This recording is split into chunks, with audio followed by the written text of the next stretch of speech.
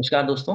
कैसे हैं आप? स्वागत है आपका आज का नए इस वीडियो में। योग की सीरीज की इस जो है आज की वीडियो में हम काफ़ी इंपॉर्टेंट सूत्र के बारे में बात करने वाले हैं। दोस्तों, अब आप जानते हैं कि जो हमारा ये चित्त है, ये जो है अलग-अलग क्रियाकलापों में संलग्न रहता है, और जो अलग-अलग एक्टिविटीज़ जो हमारी इफ़ेक्टिव रहती हैं, उसकी जो है सूक्ष्मता के लिहाज से अगर हम बात करें तो उनको हम वृत्ति कहते हैं। तो अल्टीमेटली हम कोई ना कोई एक्टिविटी कर रहे होते हैं, सो रहे होते हैं, खा रहे होते हैं, पी रहे होते हैं, या अकॉर्डिंगली कोई एक्टिविटी करते हैं। तो बेसिकली उनको अगर हम सूक्ष्म रूप से बात करें तो हमारा चित्त, हमारा शरीर किसी न किसी वृत्ति में संलग्न रहता है, कोई ना कोई एक्टिविटी हम कर रहे होते हैं। तो ये जो आपका, जब तक हम कोई सांसारिक क्रियाकलाप या कोई भी एक्टिविटी करेंगे तो ज़ाहिर-सी बात है, हम योग की तरफ प्रवृत्त नहीं हो पाएँगे।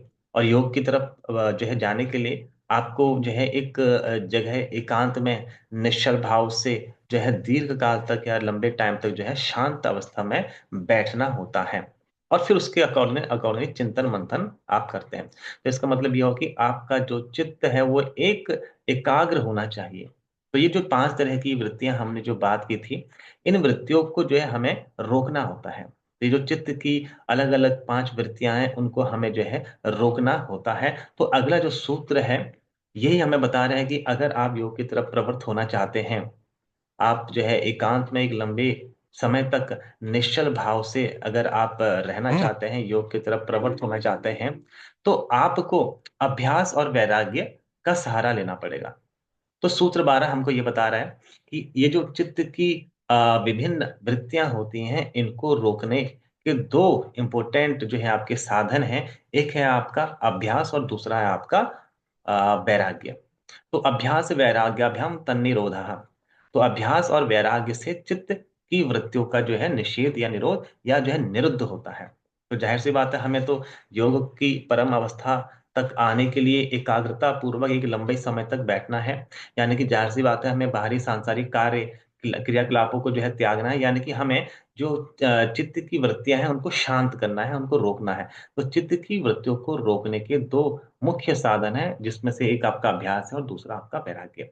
हम संसारी लोग हैं, हमारा जो है मन जो है संसार के विषयों की तरफ जो है इफेक्टली जाता है। हमारे जो पूर्व जन्म के संस्कार हैं, उनके वशीभूत होकर हम अपने संस्कारों के वशीभूत होकर अलग-अलग क्रियाकलाप इफेक्टिवली करते हैं। तो मनुष्य का जो है संसार में रत रहना एक स्वाभाविक जो है धर्म है, और वो इन क्रियाकलापों के संलग्न रहते हुए योग की तरफ जनरली नहीं उसका मन जाता है। तो आपको जो है योग की तरफ जाने के लिए कुछ जो है साधन अपनाने पड़ेंगे, जैसे अभ्यास का और इफेक्टिवली वैराग्य का। और ये जो आपका मन है, ये आपका संसार के क्रियाकलापों में लगा रहता है और मन बड़ा चंचल होता है।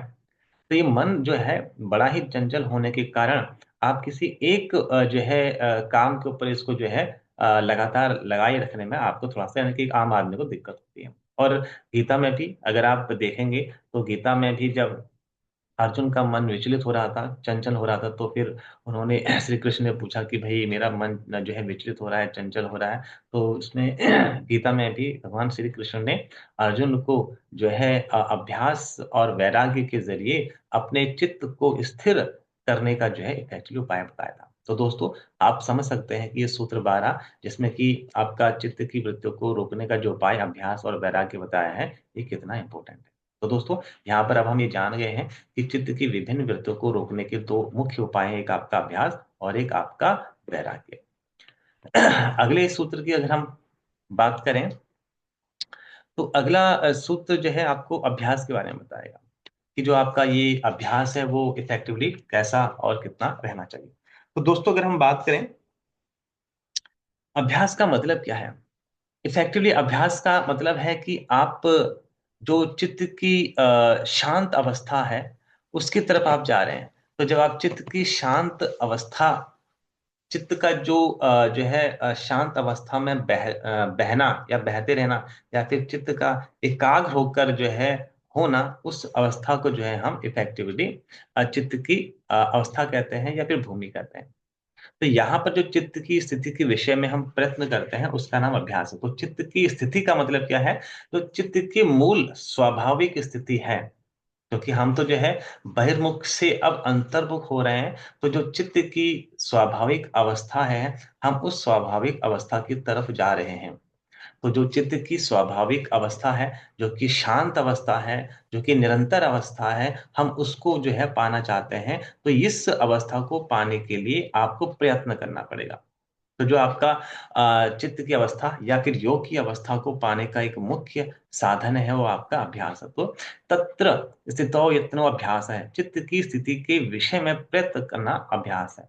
तो सूत्र 13 हमें ये बता रहा है कि जो चित्त की जो स्वाभाविक, जो उसका अपना निज स्वरूप है, उस स्थिति को प्राप्त करने के लिए, उस स्थिति तक जाने के लिए, उस स्थिति तक पहुंचने के लिए आपको अभ्यास का सहारा लेना पड़ेगा। और दोस्तों, ये अभ्यास बहुत इंपॉर्टेंट है। तो ये कुछ और नहीं, आपका प्रैक्टिस है। और आपने भी कहावत सुनी होगी, प्रैक्टिस मेक्स परफेक्ट। तो किसी भी काम को करने के लिए आपको जो है प्रैक्टिस करनी पड़ेगी। जितना ज्यादा आप प्रैक्टिस करेंगे, उतना कंफर्टेबल आप उस काम को इफेक्टिवली कर पाएंगे। तो जो आपका प्रयत्न है, ये बहुत ही ज्यादा इंपॉर्टेंट है। और आप समझ सकते हैं, अगर हम सांसारिक कार्यों की भी बात करते हैं, तो किसी भी कार्य को अच्छे से करने के लिए जो है आपको अभ्यास की जरूरत पड़ती है। और इस अभ्यास के होते ही जो है व्यक्ति या संसारिक लोग अलग जो है काफी मुश्किल से मुश्किल काम कर लेते हैं। और इस अभ्यास के बल पर ही आप देखते हैं कि भाई मनुष्य लोग जानवरों से भी अलग तरह के क्रियाकलाप या कार्य जो है फैक्ट्री करवा लेते हैं, सर्कस वाले। तो ये जो आपका सूत्र 13 है, ये हमको जो है बेसिकली ये बताने की कोशिश कर रहा है कि भाई जो चित्त की स्थिति है, उसके विषय में प्रयत्न करने से आपका जो चित्त की तरफ जाना है, योग की तरफ जाना है, योग की दृढ़ भूमि की तरफ जाना है, वो आपका सुनिश्चित इफेक्टिवली होगा। इसका दोस्तों, अगर हम बात करें अगला सूत्र। अब हमारा मन तो बड़ा ही चंचल है, और हम थोड़ी देर प्रैक्टिस करते हैं किसी काम को करने के लिए, और फिर उसको छोड़ देते हैं। और अगर हम किसी काम को थोड़ा करें और थोड़ा छोड़ देंगे, तो जाहिर सी बात है उसमें परफेक्टनेस तो नहीं आएगी। तो यहाँ पर इस सूत्र 14 में ये बताया गया है कि भाई जो आपने वो अभ्यास करना है, जो आपने वो प्रैक्टिस करनी है, वो ऐसा नहीं कि थोड़े टाइम के लिए करनी है, वो एक लंबे टाइम तक निरंतर आपने करनी है, तो जाके आप योग की दृढ़ भूमि को प्राप्त होंगे। तो यहाँ पर सूत्र 14 हमें बता रहा है, सातु दीर्घ काल निरंतर सत्कार सेवितो दृढ़ भूमि।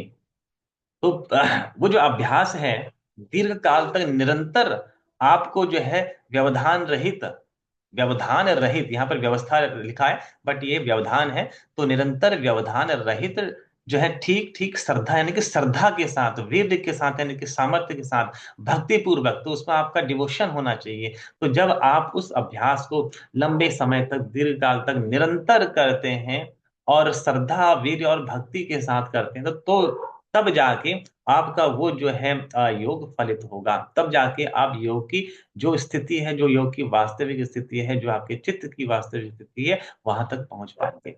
तो दोस्तों, ये 14वां सूत्र आपको बताने की कोशिश कर रहा कि आखिरकार आपको ऐसा नहीं कि भाई आपने थोड़ा बहुत प्रैक्टिस करी, 1-2 महीने करी, फिर 2-4 महीने छोड़ दिए, फिर 1 महीने करी, फिर 4-6 महीने छोड़ दिए, ऐसा नहीं।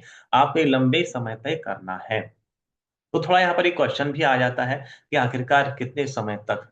तो ये थोड़ा सब्जेक्टिव हो सकता है, क्योंकि योग के जो अधिकारी हैं, वो अलग अलग हो सकते हैं। किसी का योग जो है की तरफ इंटरेस्ट ज्यादा हो सकता है, किसी का कम, तो उसके हिसाब से।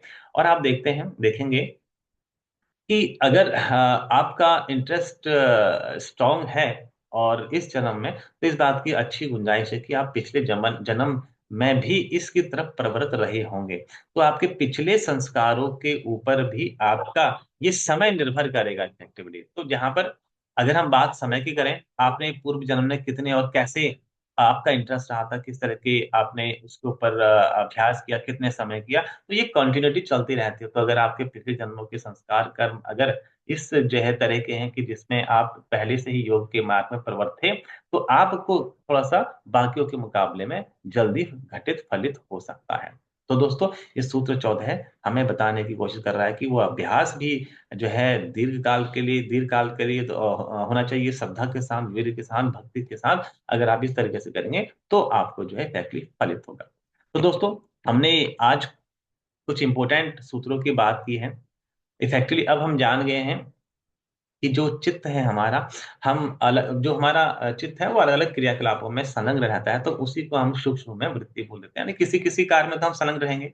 और जब तक आप कोई ना कोई एक्टिविटी कर रहे होंगे, एक्शन रिएक्शन कर रहे होंगे, तब आप योग की तरफ नहीं जा सकते। तो आपको योग में जाने के लिए शांत जो है रहना होता है, एकाग्रचित रहना होता है। तो आपको उन वृत्तियों को जो है निवृत्त करना होता है, निषेध करना होता है, निरोध करना होता है, रोकना होता है। तो यहाँ पर 12वें सूत्र में बताया गया कि अभ्यास और वैराग्य से हम चित्त की जो अलग-अलग वृत्तियाँ हैं, उनको जो है हम जो है निवृत्त कर सकते हैं, निरुद्ध कर सकते हैं। फिर यहाँ पर अभ्यास के बारे में बताया गया है कि इफेक्टिवली जो अभ्यास है, ये है क्या? तो अभ्यास कुछ और नहीं, जो आपकी चित्त की स्वाभाविक स्थिति है, मूल स्थिति है, चित्त की जो स्थिति है, उसको प्राप्त करना या फिर योग की जो है स्थिति है, उसको प्राप्त करने को जो हम अभ्यास बोलते हैं, यानी कि प्रैक्टिस। और ज़ाहिर-सी बात है, किसी भी काम को करने के लिए आपको प्रैक्टिस की तो ज़रूरत चाहिए, पड़ेगी। लेकिन ये प्रैक्टिस, ये जो है आपका अभ्यास के दीर्घ काल तक होना चाहिए और दीर्घ काल के साथ-साथ श्रद्धा के साथ, वीर्य के साथ, भक्ति के साथ होना चाहिए। अगर आप कर रहे हैं बट आपका जो है मन नहीं है, श्रद्धा नहीं है, तो फिर वो ज़्यादा फलित नहीं होगी।